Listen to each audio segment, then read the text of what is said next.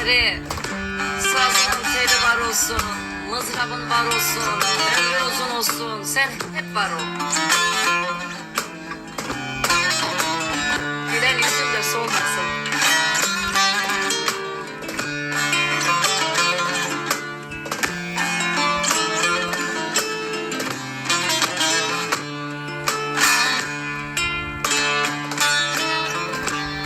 Sanma seni unuturum, la ben seni arar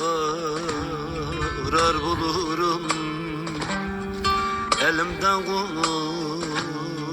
kurtulamazsın, son gördüğün ben olurum. Hayır Kadir Paşa.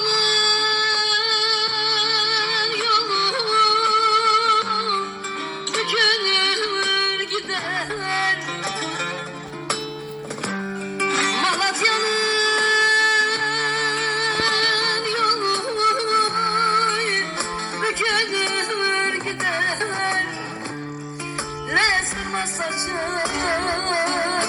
beley dökülür gider, dökülür gider.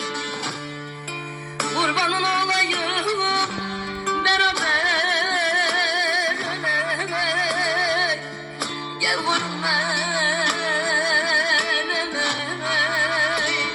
vazgeç